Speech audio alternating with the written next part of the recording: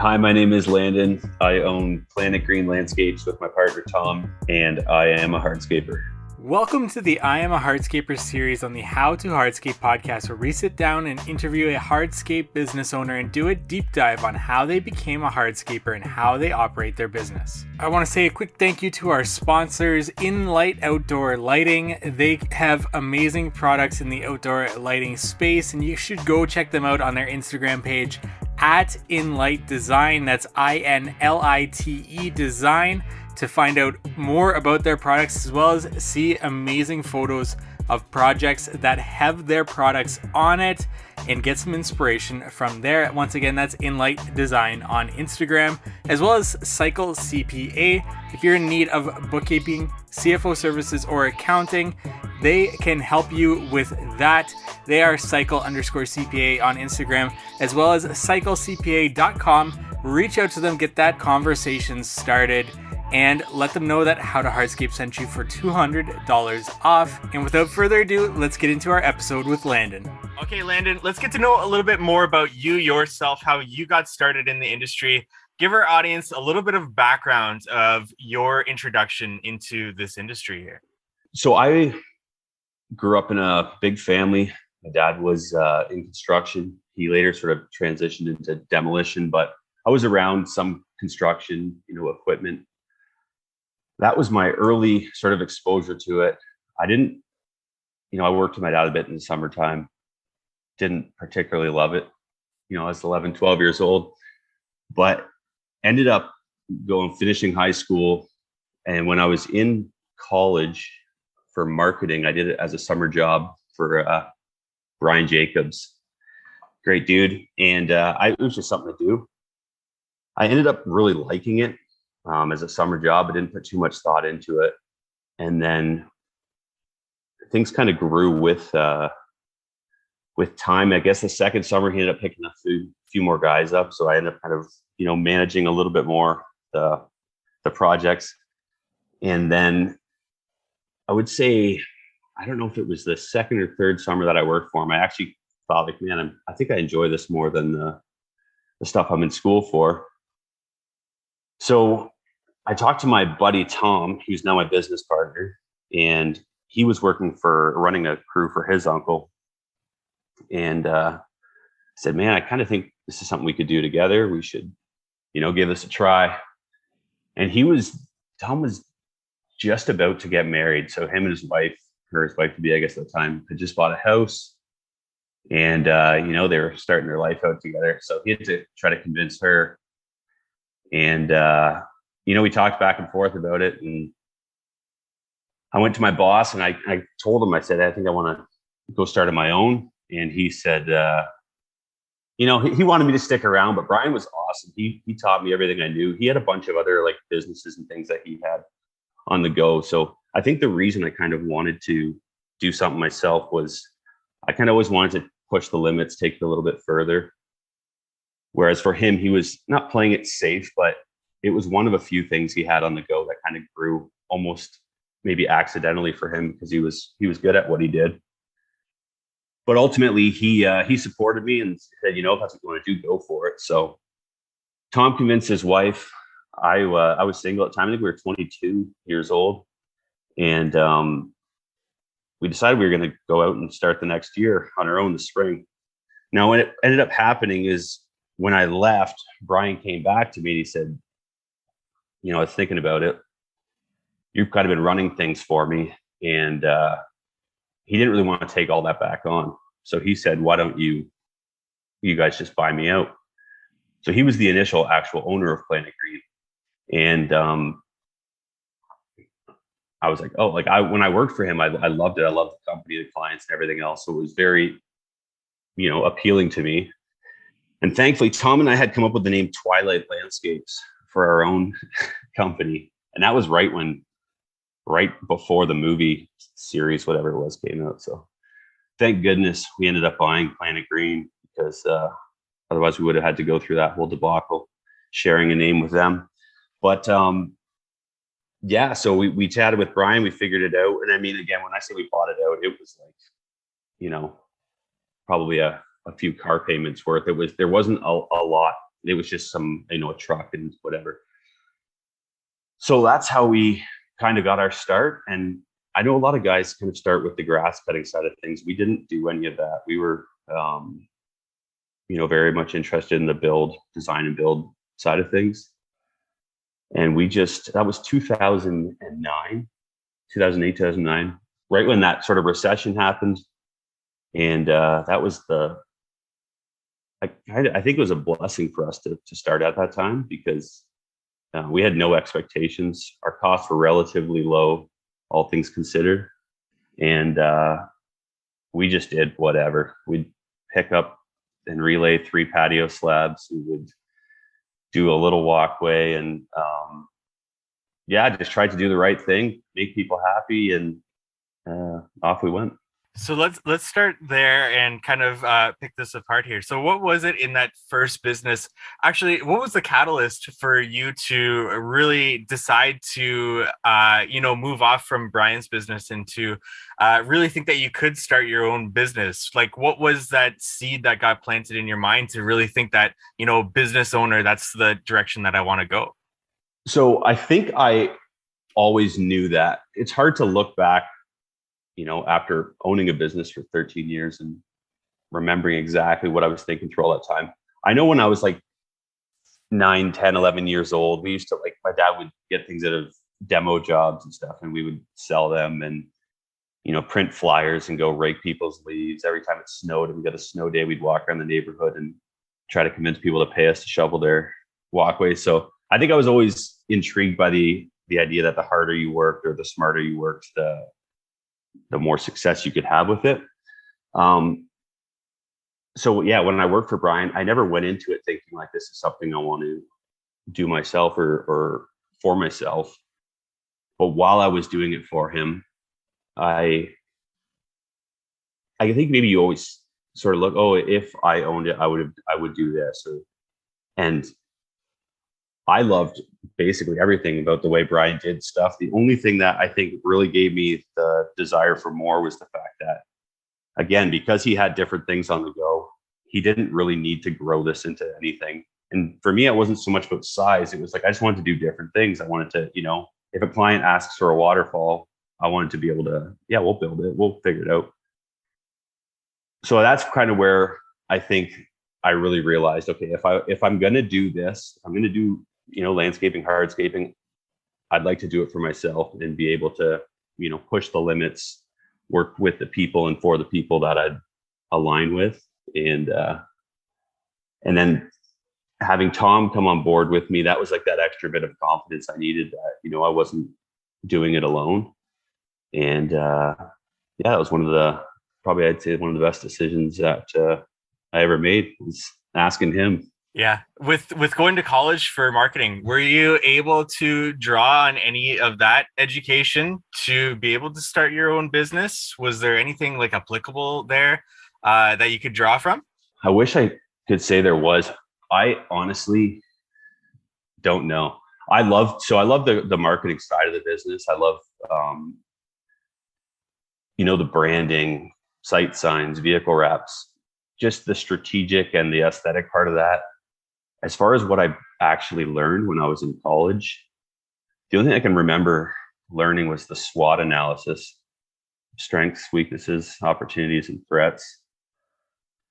So I guess the short answer is no, I didn't really apply. It was so broad. Like, it was retail marketing.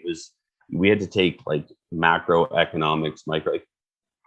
So as far as like actual applicable like branding, marketing type stuff, I definitely wouldn't recommend someone go take that program just to apply to a landscape company one day. Gotcha. Because you wouldn't be getting your value out of those couple of years. And gotcha. So with identifying Tom as a potential partner, what was it about him specifically that you thought you could work well with, or at least would be able to grow a successful business with him?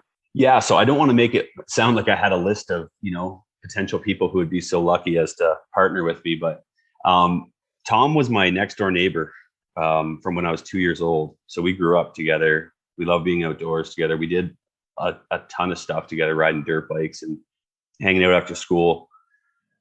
Tom was 1 year younger than me, but didn't matter all through elementary and most of high school. But then when I went to college, he was still in high school.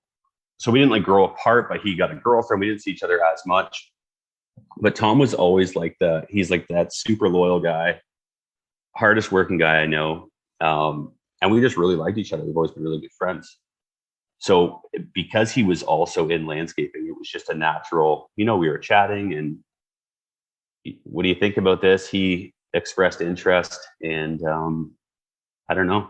I just like surrounding myself with people that I enjoy being around in pretty much all walks of life. So when it came to a business part, it was definitely not strategic. I didn't, have a clue what I was doing at that point. It was like, hey, you landscape, I landscape, we get along. Yeah. Why don't we try this together? And that's what we did. So was there when you start your business, you said you're taking on anything and everything. I think a lot of people kind of start with that. At what point do you get to kind of decide together, you know what, we want to start taking on these types of projects or start to really build what the projects that we want to do? When does that kind of come into play? So very early on, like when I say we took anything on, it wasn't because we wanted to just be doing anything. It was just out of necessity. We bought the existing business, but like I said, it was a small, like very few people knew. There was no brand recognition or anything else, so very early on, we knew that our goal was to do bigger, better, exciting projects. We didn't even exactly know what that meant at that time, but we wanted to, push the limits of it. So we're out of Ancaster, Ontario. Southern Ontario has a really a pretty amazing landscape, hardscape market. And so we were exposed to lots of like beautiful work. And that's, you see these different companies. Cedar Springs is a company. They're huge in our industry. So that was a company we really looked up to and we saw the projects they were doing. So at first you start just looking at what other people are doing and saying, oh, we want to do that. Basically, our strategy for dealing with that was we had two issues like kind of against us. Number one, we were really young. I would show up for sales calls and people would,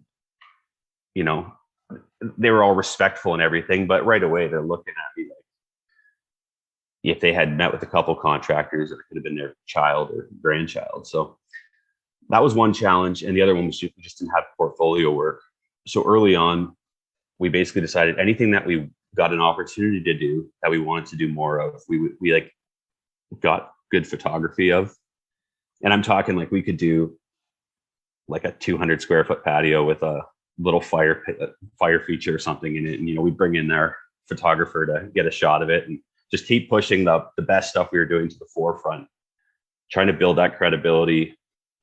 And eventually, you get those breaks or those opportunities. We started working with a pool company. That was a huge break for us because as soon as you put a pool in a project, it sort of elevates the status, the potential for photography and everything else.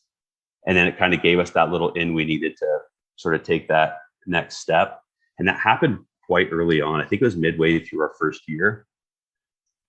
And then we really just tried to capitalize on that, like I said, with the photography. And then when I met with somebody and I was, when I was 22, I looked like I was about 14. That didn't help either. But, we'd come, and back then it wasn't like iPads and stuff. I literally had printed photos of our, the 6 most impressive things we had done. And sort of built off that. And then that's kind of where the marketing part of it came in. Never big on like advertising, but as far as like when people found us or if we got someone's attention and they looked for us, we wanted to be very intentional about what they learned about us. And we got an opportunity to work with a company called Compass Creative out of, I think they were in Burlington at the time.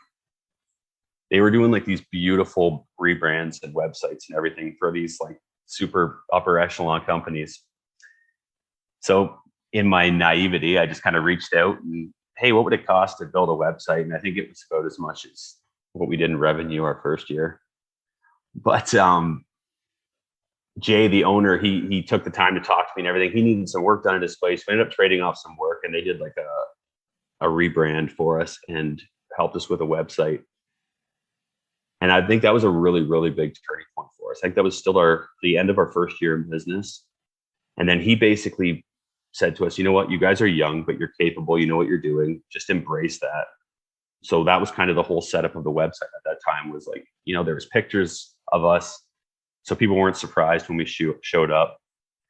And again, just pushing that, the best work we had done to the forefront of the portfolio. And then that really gave us the credibility I think we needed to get people with, bigger projects and whatnot to give us a chance. At what point do you really realize that ball starts to roll? Like, what was that timeline there? Just to give like our audience, especially those just starting out that want to take on those types of projects and to, get out of those lift and relays or the smaller projects and start to take on those larger projects. Do you remember sort of a timeline in terms of, what that ball really starts to roll and pick up steam, and the work that we're doing is what we're bringing in more of?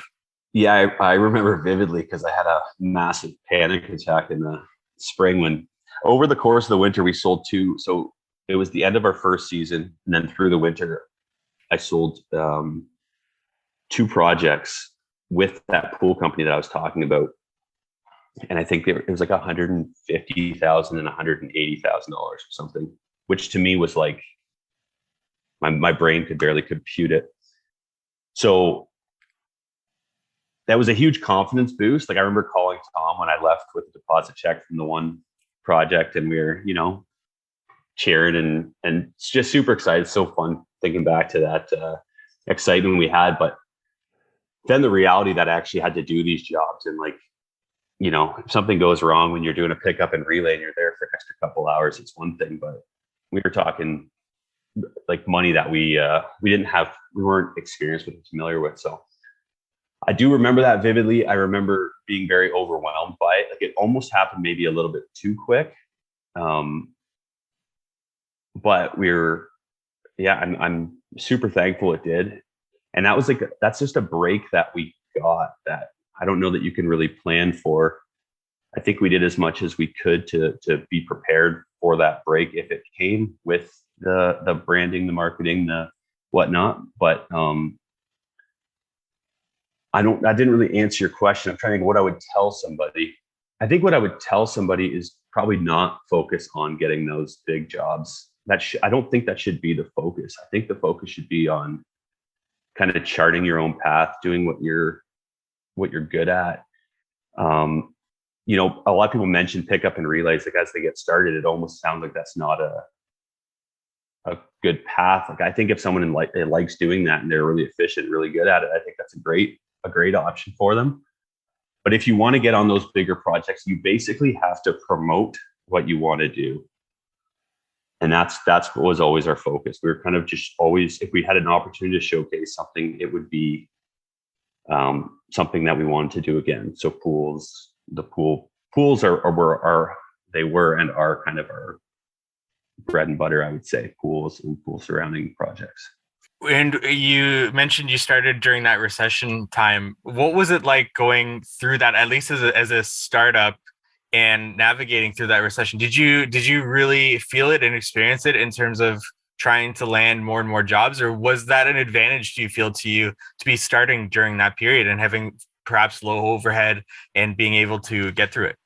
I think it was a huge advantage. It was, I think that's what probably got some people to take a chance on us.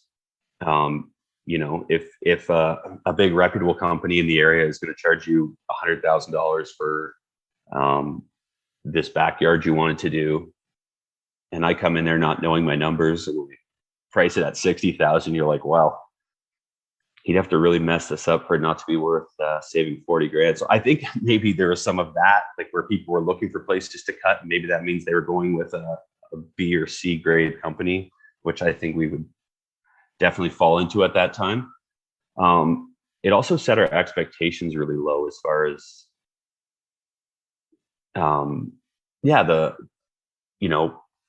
right now, if you were to start a company last year, I can't even refer work to other companies when I'm too busy because they're all too busy.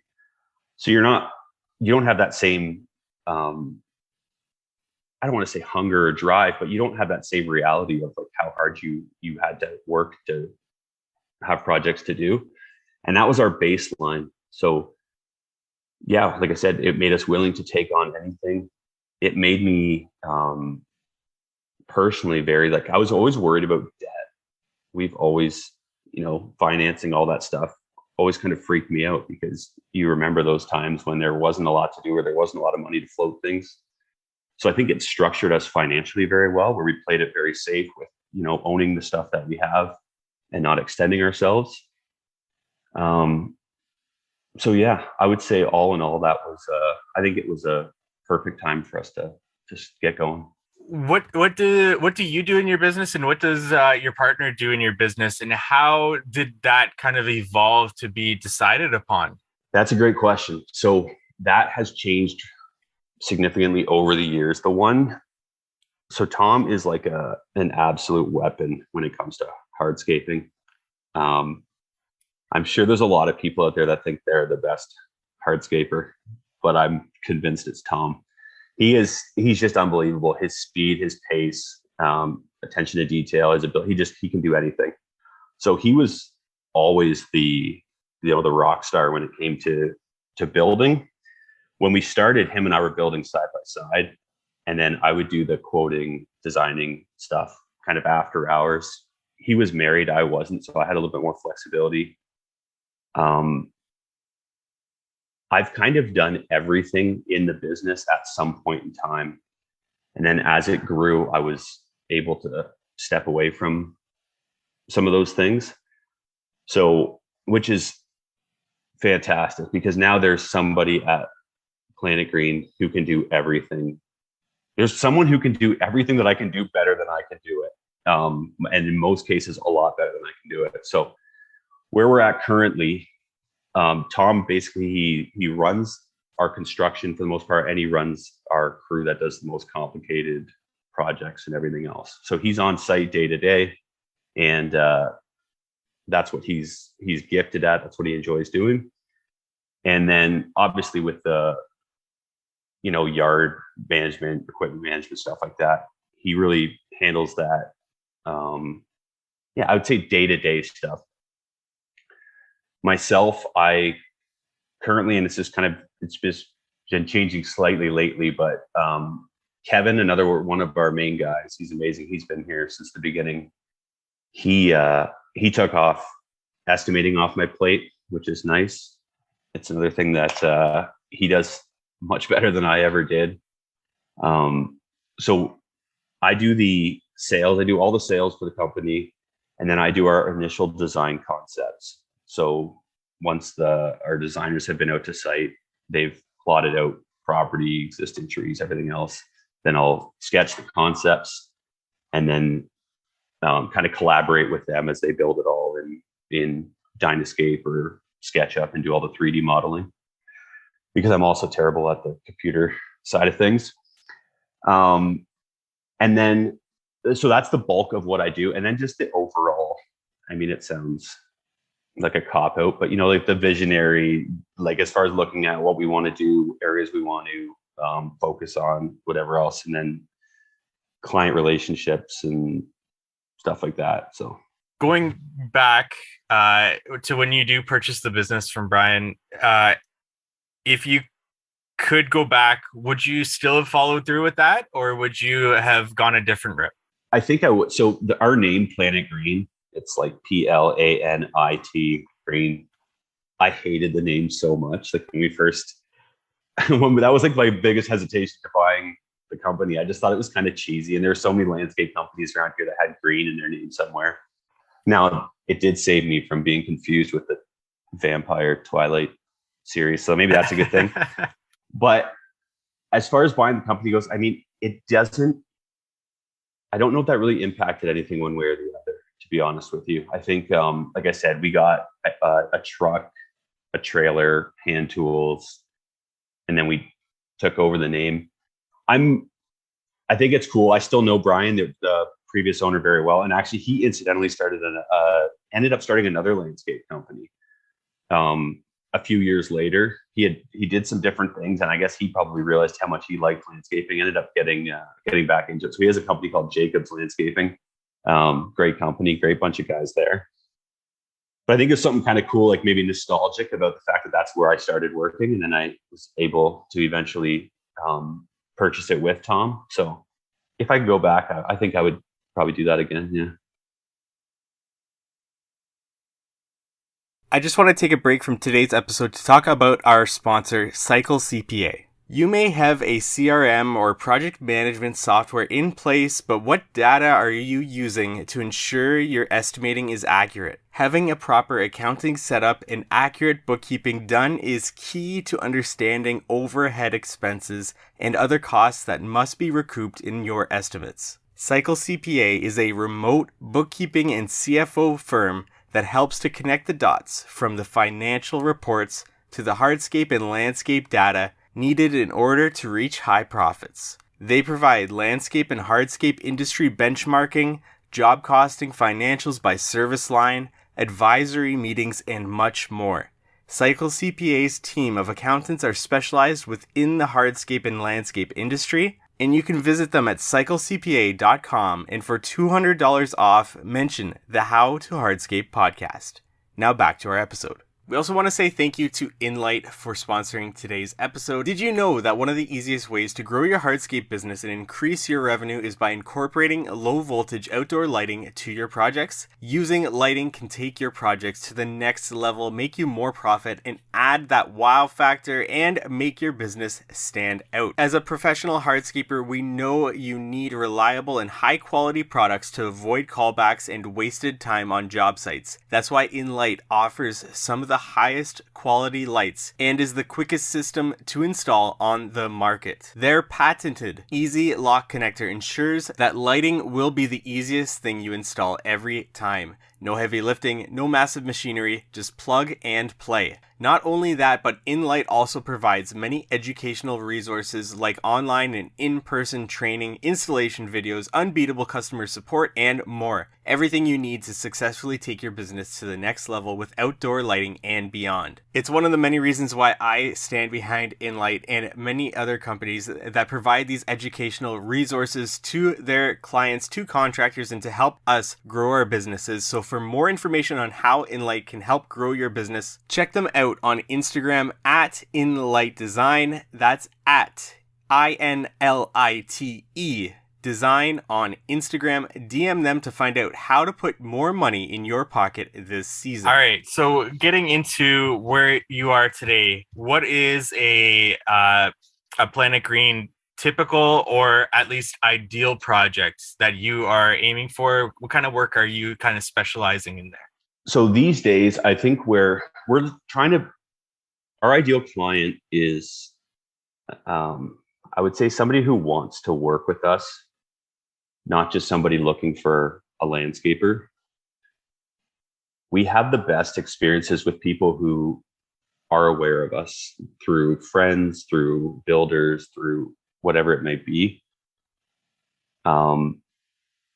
Because if they understand kind of what we do and they still want to work with us, but if they know what we do and they're like, yeah, that's who I should work with, then it's most likely that they're thinking of a project that is in our wheelhouse.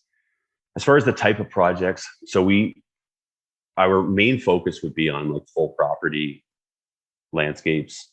We have a pool division, Onyx Pools. So a lot of our projects are, full backyards with pools, covered structures, features, all that fun stuff that everyone loves to do. From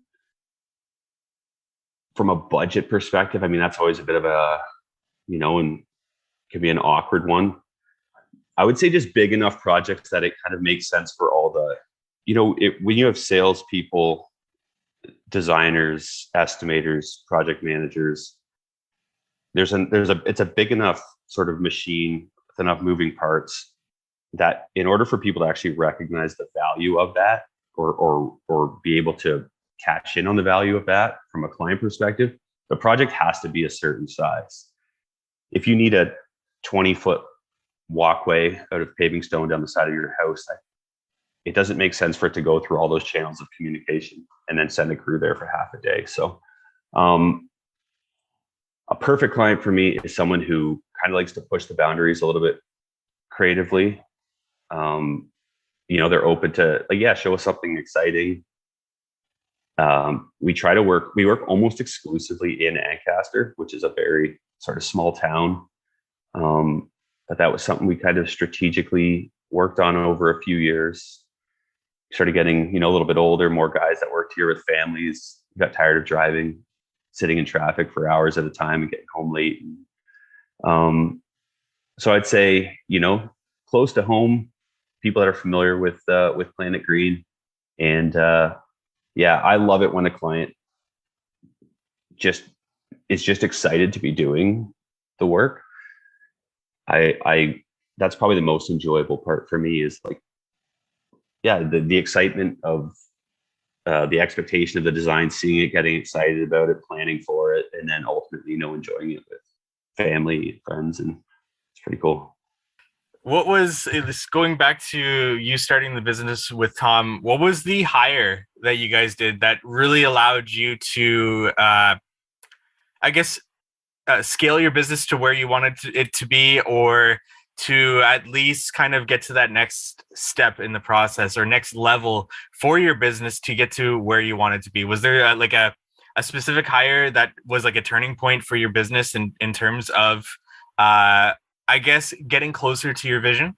Right off the bat, when we got started, we were taking on whatever kind of work we could do. But we got a bunch of it pretty quick. So Kevin, who's like our design manager, estimator, who I mentioned has been here since basically the beginning. He was one of our first hires, I guess. It was him and another guy, Andy. Kevin is hugely responsible for the growth because of, I'm not an organized person. So I never, worked in a business where I learned all the paperwork, the procedures, everything else. I was just, a summer student, basically landscaping. So Kevin had a really good mind for that, organizing design files, clients, everything else. So he was a very, very early hire, but he worked on site. And then when he eventually started doing more design work and whatnot, he very quickly helped sort of organize our processes and kept pushing us to improve. And so I would give him the credit for that. Mark is my partner, Tom's cousin. He's also been here since I think a year or two in. We brought him in to start a maintenance division. We all realized we didn't like that. He moved over to hardscaping. He was an unbelievable foreman, also a super organized guy. So now he's a project manager, and he sort of runs all of our projects from top level. He would be another guy who I would give a ton of credit for growth. It allowed us to sort of add the crews and stuff without sacrificing on quality and procedures and everything else. So those would be two big ones. And then I feel bad mentioning some people because I feel like I got to mention everybody. But we also have we hired James as things got busier for Kevin doing design. We hired James out of college, and he's just an unbelievable designer. His 3D designs and renders are just amazing. So he really allowed us to push that design part further, allowed us to get more designs out there. So, and then the list goes on and on. But I would say those were like the sort of integral sort of couple of hires that really allowed us to take it another step. And I guess continuing from hiring, where have you had the best luck actually finding people? Because I talk to anybody in the industry, biggest thing is can't find labor, to labor market's short. Where has been your best luck in finding these people to fill these roles? It's generally, our best luck has been when people come to you. If they have an interest in your business, you go on Instagram and like every sponsored ad is another landscape company saying we're hiring. There's nothing wrong with that, but it's everyone needs people. So if you're a person interested in landscaping, you've got 1,000 options. I think that our best luck, early on, it was like when we're all young, everyone's got friends, everyone wants work. you start getting a little bit older and you don't even realize that those connections may be a little bit harder to find. I think I don't have a good answer to that question. We've done a bunch of different things. We work with a company called Power Group Resources. They're a consulting company. Jake, that's not a hire, but I would say that's actually one of when you asked earlier about substantial, like for growth and everything. Jake has been extremely helpful in kind of plugging those holes, or maybe just even shining a light on some of the things that needed to be addressed. But through him, he also has like a recruiting and hiring company. So we brought in foreign labor to try to help out with that labor shortage. So that's worked relatively well. There's cultural differences and everything there, which can impact overall company culture. And so that's something we're still navigating right now. The biggest thing for me is like, I like to hire the person and train for the skill. Like to try to go out and poach a foreman off another company or something and just expect them to plug into your company and see the benefits of that. That's not something I'm really interested in. And it's not something I think works real well. All of our best employees are people that, started here, had great personality, work ethic, and then given the opportunity, they just developed. And I also find that you want to find people that don't think the same as you, right? Like if everyone thought like me, we'd be in big trouble at Planit Green, but they have the same values, the same goals and whatever. If they're people that, love the client interactions, love doing really good work, and are diligent, hardworking, pleasant people to be around, it's not going to take them long to be a great fit and learn a lot. And then you're able to provide opportunities for them as well and be happy for them seeing them do well. I just looked at the time. We've been talking already for a little bit here. It's time has flown by. But Landon, I do want to get into, I guess, your sales process a little bit and touch on that. When a client contacts you from whatever that might be, a phone call or an email or through your contact form on your website, where do you take that from there? How do you take that lead and turn it into or at least figure out whether or not they might be a good fit for Planit Green and move forward to the next stage in the process? As far as the sales process goes, it's we send everybody through our website. We've tried all kinds of different things, and you get a phone call, you forget to call somebody back. Everything goes through our website. There's a contact form there with where we get partners' names, address, and then a whole drop-down list of things that people are interested in. That's something that we can have within our company. So, everyone from the admin, people, sales, design, they all have that information. So you don't, or you're not looking for someone's email address or whatever. From there, because I do all the sales, and I'll be the person that reaches out to them. That's sort of our pre-qualifier. We ask people if they're willing to invest in, if they have a landscape design, and if they don't, if they're willing to invest in one. We can't do anything for someone who's not willing to invest in a design. So that's kind of a bit of a way that we screen people out. And then our process is I'll generally set up a site visit with them and meet with them once I've determined that they're someone that we should be working with. And that's something I probably need to work on. I've heard a couple of people mention how they do the phone call first, and because you can get in a situation where someone says they want to redo their entire backyard and you're going, okay, great. And then I go meet with them and they're like, yeah, we want to move these perennials over there and remulch everything, which is totally fine. It's just not, we're the wrong company to do that for them. So, but anyways, then I'll meet with people. We'll do the consultation. I follow up the consultation with an email, basically answer any questions that kind of came up, maybe some photos of something we've done similarly, and then a design proposal, which is basically our costs and fees for the design that we would do for them. And at that point, for that initial consultation? And why or why not? I do not charge for the consultation. A couple of reasons. Number one, if I charge for that consultation, I feel like you really need to leave those people with something. Like they have to feel like they got value out of that consultation.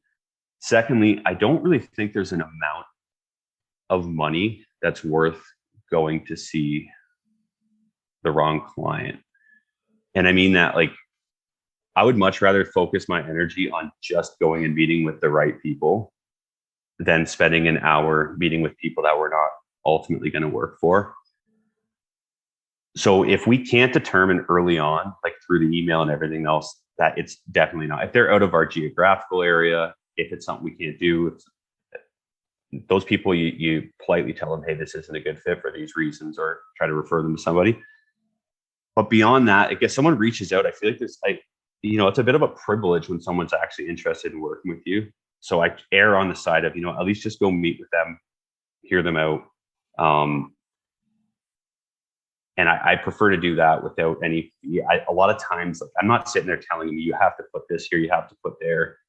I don't think I'm some, guru that should be paid by the hour to, point and tell them where things should happen.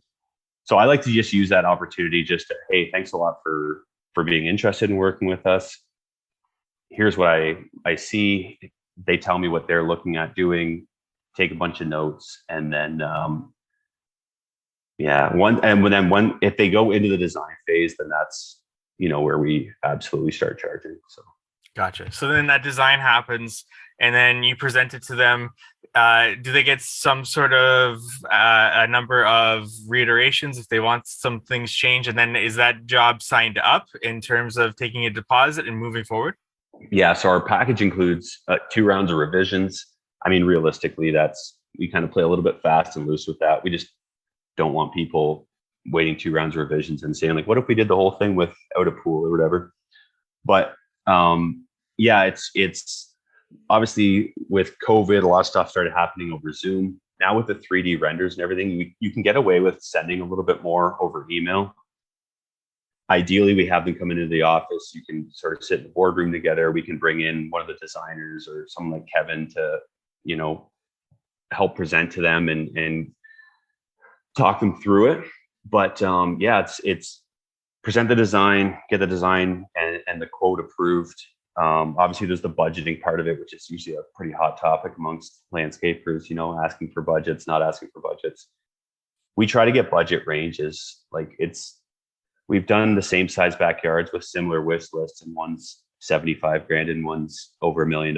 Like, I would like to, as much as possible, design based on what people have on their wish list. If their budget is X and you want to show a few extra features that you can easily break off for them and say, hey, I know this is where you want it to be. We thought this looked cool. Or you had a great opportunity to highlight this part of the yard if you added whatever it is, fire feature, water feature. But again, I don't like talking about the money part with people. It's not something that comes naturally to me, but every time I don't do it, I regret it. So as much as possible, we're trying to sort that out before. In terms of they want to move forward with the project, do you have specified payment plans in terms of deposit, payment processes along the way, and then a final that you try to keep at a certain percentage of final payment upon completion? Or does it depend entirely on the project, what you're doing with that? It does vary on the project, but for the most case, a larger scale project, we do 15% deposit. That books your spot in the calendar, sort of locks you in. 20% the day we start. There's usually some materials involved and whatnot. And then we do progress billing. So on a larger, say like a 8 or 10 week project, then we would base our invoicing on what's been completed. So the estimate they have is kind of broken down for the different areas, the different costs of those areas, and then based on how we move along on site, then we'll invoice accordingly. So it's usually every couple weeks, and then we try to leave around 5% at the end. Again, on a smaller project or project that moves quite quickly, that's not always the case. But generally speaking, it's about 5% once you've done the final walkthrough and everyone's happy. So then I asked this question after that, because typically a contractor has an answer, something to do with payment, but it doesn't have to be about payment. But do you have a horror story, Landon, that you'd want to share with our audience? And I ask this because a lot of our audience is experienced, but a lot of our audience is also wanting to get into the industry, wanting to start their own business. So just to give them a heads up of things that can happen as a contractor, or things that they can put in place to prevent things from happening. But Landon, do you have a horror story that you'd want to share with our audience? I certainly do. There's a lot of mistakes, right? If you have 25, 30 people, I make mistakes every day. So there's going to be like just your mistakes. I don't think of those as horror stories. We've had some stuff go, pretty wrong. With regards to payments and everything else, there's one. Yeah. So to get into the story, so I mentioned a pool company that we did a lot of work with. Because we worked with them a lot, we would try to help each other out where we could. So they brought us into a client. We didn't know the client very well. The client had a backyard with an existing armor stone retaining wall. The whole property sloped towards the house. And they wanted this big, grand backyard design. So we started the design process with them. Now, we usually collect the design fee up front. They had some excuse the day that we were there for the check. They didn't have it ready, whatever. We kind of overlooked it. And basically, we designed the backyard. They wanted to replace this armor stone wall with a big ledge rock, like masonry wall. Showed us a bunch of inspiration photos. We're like, okay, for sure. We design it. Design looks great. We price it all out, and they don't like they can't afford the back wall, basically. So they decide to cut the back wall and just add on to the existing armor stone. Say it was a 50-foot wall, 5 feet high. They want to extend another 50 feet so the pool would sit flat and be retained. Long story short, my pool guy had a bunch of pool permits that were hung up. This pool wasn't supposed to start until sometime in October, and now it's September. And he's like, I'd really like to dig it next week, but I can't dig it until this retaining wall's in. Can you please go there, just put the wall in, and then we will build a pool, and we can figure out the rest of the design. So we agreed. We kind of bent over backwards, pulled off another job with that client's blessing, thankfully, and went in there, extended this wall. Pool guys went to work putting the pool in, and we didn't hear much about it. Then they stopped talking to us, like, about the design and everything, but the client wouldn't talk to us. Turns out they were very upset that they didn't end up going with the ledge rock wall. And now that this whole wall was in, they regretted doing it. So we get into like late fall. I'm kind of reached out a few times, guys, what's going on? Can I get paid for this wall? They had agreed to the price of the wall. I think the extension on the wall was like $25,000 or something that we put in. Christmas Eve comes around and I get a knock on my door, and I'm getting served for to go to small claims court against this client. It turns out the clients were a husband and wife. They were both personal injury lawyers, and I'm sure there's plenty of great personal injury lawyers, but these weren't two of them. And they tried to say that the wall was built incorrectly, and they're suing us for $30,000, which, if I'm not mistaken, is the maximum amount you can do in Ontario in small claims court. So I went to court for a resolution meeting. That's kind of like pre-trial. I showed up by myself. The judge says, "What's going on?" We tell him we're sorry. He's like, so you didn't pay for the wall. You never paid for your design, and you want him to pay you money because this wall's built incorrectly. Like, that seems kind of crazy. And they're like, well, it impacted the way we could build the rest of our backyard. And he said to me, like, where's your lawyer? I said, I don't have one. Like, to me, it seems pretty obvious that they're just trying to get money out of me. And he said, well, I'm not going to be your trial lawyer. He's like, that's going to be someone else. If he doesn't see eye to eye with you, you're going to be out a lot of money. You better get a lawyer. So I got a lawyer. He gets a bunch of professional opinions. They look at all the photos. We had photos before and after. And basically, this couple had brought in an engineer and instructed them to find problems with the wall. And all the problems he found with the wall were of the existing wall that was already there. And because we had all pre-site photos and everything, we could prove that. So anyways, this goes back and forth forever. Long story short, they reach out to my lawyer and they're trying to settle. And I'm like, I'm not settling with these people. Like, I was so upset. And they just kept bringing the amount down, bringing the amount down. Okay, we'll settle for 20, for 25, for 15, for whatever it got down to. And then eventually they said, listen, we've paid this engineer $5,000. Just pay us the $5,000 that we paid for the engineer and we'll settle. And it was going to cost me like $6,000 a day to go to court. So I said, like, I would settle for $4,000 just so I knew that they were losing some money too, because I had paid a bunch of fees. So we never got paid for the wall, never got paid for the design, had to pay lawyer fees, and had to also pay them $4,000. And it basically just came down to like deviating from our process. If we would have stuck with our process, not got into it without a signed contract, not jumping. And we thought we were helping out the pool guy. We thought we were helping them out. And so that's probably my worst one. We've had a few people like not pay, early on, just get to the end of a project, and like you're working for some elderly lady, she starts crying, says she doesn't have any money, and you're like, what do you do? So, but for the most part, for how long we've been doing this, and how many people we've worked for, it's been 99% great experiences. So lots of wonderful people out there.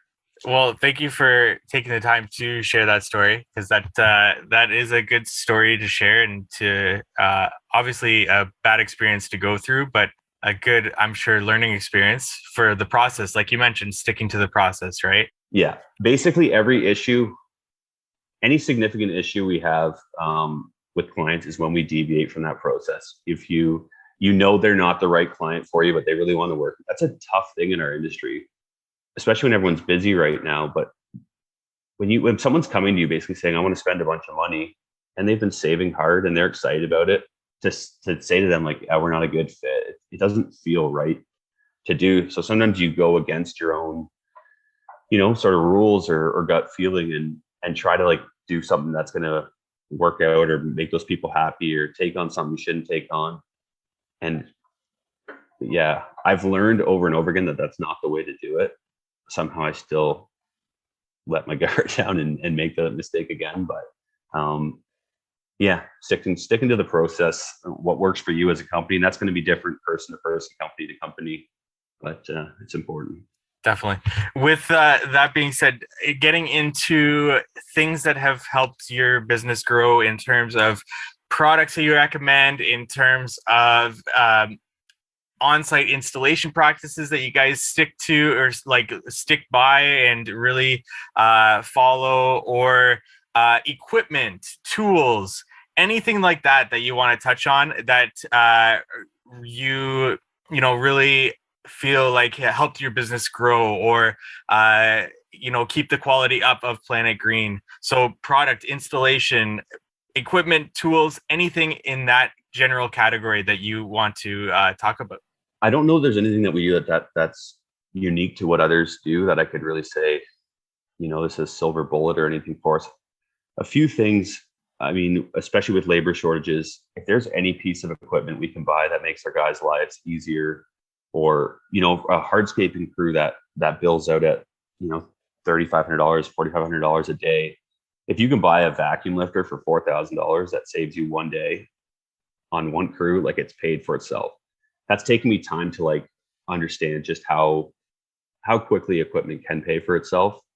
And it makes guys' lives more enjoyable. It makes you look, better prepared and to the client. So I would say equipment in general, just investing in equipment in general. The vacuum lifters, those guys at MQuip have a bunch of awesome units, great guys. We love dealing with them. I would say, everything else, like I said, it's pretty run of the mill. Skid steers, excavators, all that. Installation techniques. Again, I don't think we're doing anything, groundbreaking. That's a terrible pun. Probably cut that out. No, I don't think we're doing anything, way different than anybody else. But one thing we started doing was we started pouring rebar reinforced concrete under all our steps and walls. So I'm not talking full frost protected footings, but instead of just having granular base, whether it's open base or compacted, 3/4, we just started pouring 6-inch concrete like I said, reinforced with rebar under all our steps, all our walls, probably 7 years ago. And it's not some huge tip or anything else. It's just something like we just have had zero movement on that stuff. And when we do, masonry walls, anything that has mortar that can't crack, that's obviously all going to be frost protected and 4 feet deep or heavily insulated. But just those precast walls, freestanding knee walls, steps, everything else, that's one thing that's worked very well for us. And then sub trades. We have a lot of our own, employees, but we work with some really key subs. Genesis Woodworks is one of our, I would say, biggest. No, they're definitely the biggest sub we use. We do a ton of work with them, and they're so good at what they do, and it allows us to train guys to be really good at what we do. Instead of having, to teach people 100 things, you can kind of have people really focus and be great at what they do. So we have, a set electrician, gas guy, carpenter, et cetera. And that's just an amazing way to work. It's a lot of fun working with good people. And so I don't know if that counts as an installation practice, but it plays into it at some point. That's great. Absolutely. And getting into, you have mentioned a few people in this interview already, but people that you want to give a shout out here, whether that's online, offline, people that you look to for inspiration or people that have really helped you along the way. Anybody here that you want to give a shout out to? Yeah, there's a ton of people I'm very thankful to. I mean, my business partner, Tom, first and foremost. Like I said, we've been in business for, I guess, 13 years or something at this point. He's just an amazing guy. We, people often freak out about partnerships, like, oh, that must be awful or that must be tough. He's just amazing. He trusts me, lets me do kind of what I do.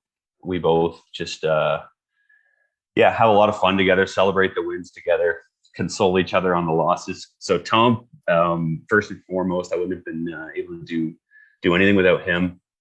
A couple of key guys, Kevin and Mark in the business, like I mentioned already, they've just been huge contributors and people were really thankful for. My buddy Jordan, he's the owner of Genesis Woodworks that I mentioned. He might be a great guy to have on the podcast, actually. He's got a interesting company dynamic, pretty specific, but Jordan is like my best friend. And we do a lot of similar work. We work with each other a lot, but we're not direct competitors either. So it allows us to have super transparent, open conversations. He's a super smart guy. So as his business grows, he learns and strategizes and shares all that with me. And I like to think I maybe share one or two things of value with him as well. But who else do we got? Oh, I haven't mentioned. So Nevin Custom Homes. Nevin Custom Homes is a custom home builder in the Ancaster area. It's a company I looked up to so much. I just was always so impressed by, you could recognize one of their homes driving through a survey full of beautiful homes. They're just next level. And we are fortunate enough to be able to work with them. So super grateful to them. And then they work with an architect, David Crothers from Crothers and Associates. So basically they're designing these beautiful homes. Nevin's building these beautiful homes. And somehow we've been fortunate enough to be the ones landscaping the bulk of those homes.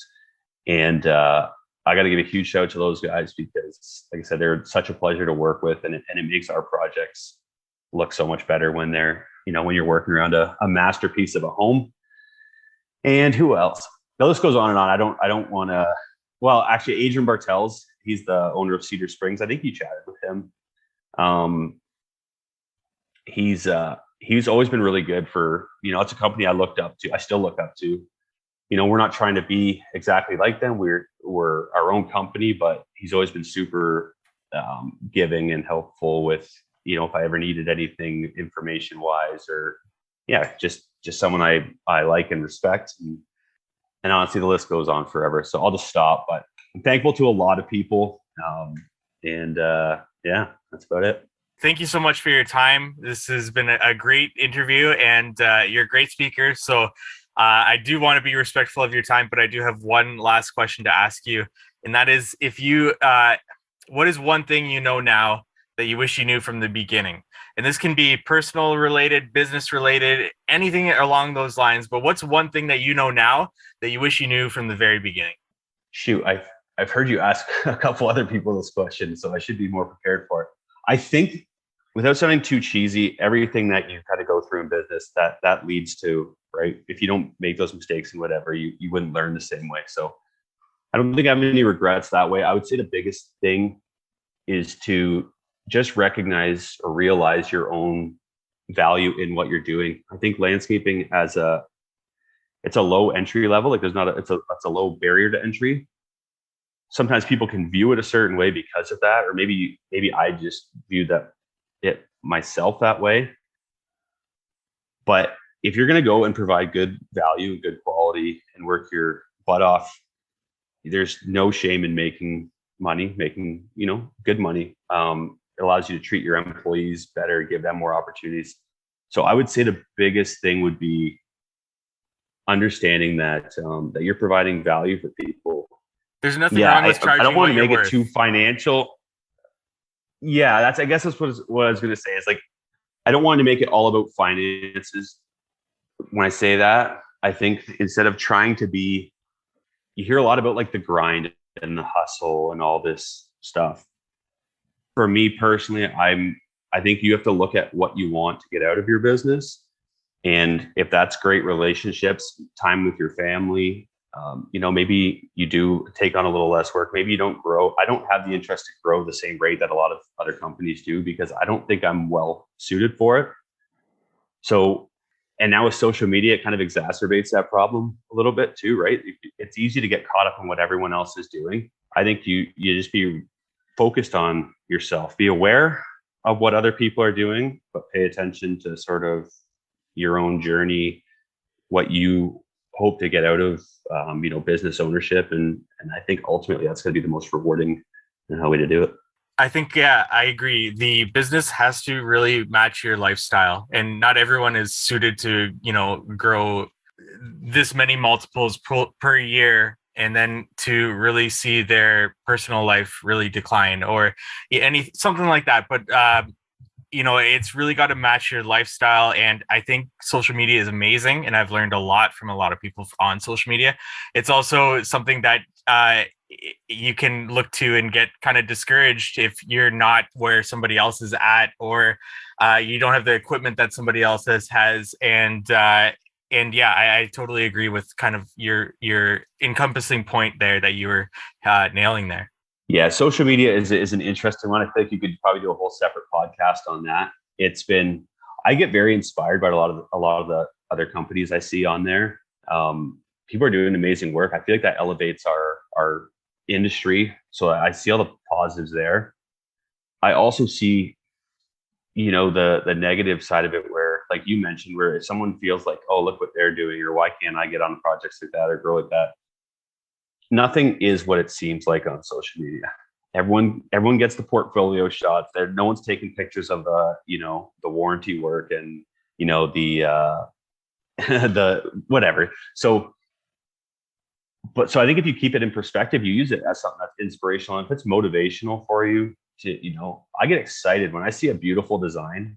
You see a lot of the same stuff. So when I see something that's really cool and unique, I'm like, wow, that's, that pushes me to try to be more creative. So I think you got to really just keep that in check. And again, like, it's the grind, the hustle, trying to do what other people are doing. If you're fine working by yourself every day and you get home to your family and your kids, and, you're doing it, whether it's $1 million jobs or it's, $2,000 jobs, if you enjoy what you're doing, that's amazing. And I think that's probably something that's the hardest thing to recognize on social media. If you feel like you've got to post something that stacks up to what they're doing. I'm not trying to be the best landscaper in the world. I don't think that's a reasonable goal for me. I'm trying to, win as a team. I want my suppliers to love doing business with us. I want my employees to love working here and have opportunities. I want my clients to get good value out of working with us. And for myself as one of the owners, I want to have good relationships with all those people and have time left over to spend with my family.